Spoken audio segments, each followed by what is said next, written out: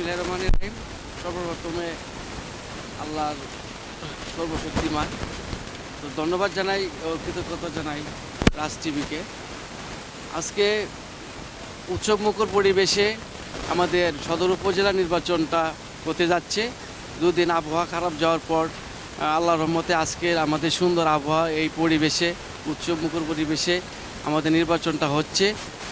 Voter উপস্থিতি আমাদের খুবই, আমরা আশাবাদী, যেটা আমরা আশা করেছিলাম যে ভোটার উপস্থিতি কী অবস্থা জানি হয়, কিন্তু আমাদের আশা চাইতে আরও বেড়ে চলছে।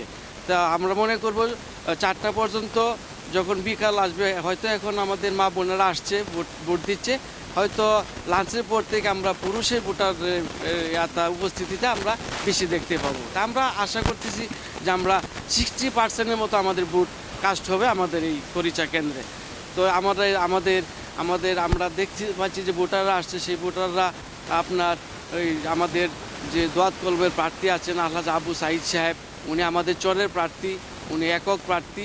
সবার মুখে একটি কথাই শোনা যাচ্ছে যে আমরা চরাঞ্চলকে বেছে নিব, আমরা চরাঞ্চলের প্রার্থীকে ভোট দিব, আমরা তাকে ভোট দিয়ে আমরা ইনশাল্লাহ তাকে বিজয়ী করব। এটাই হলো আমাদের প্রত্যাশা, আমাদের আশা।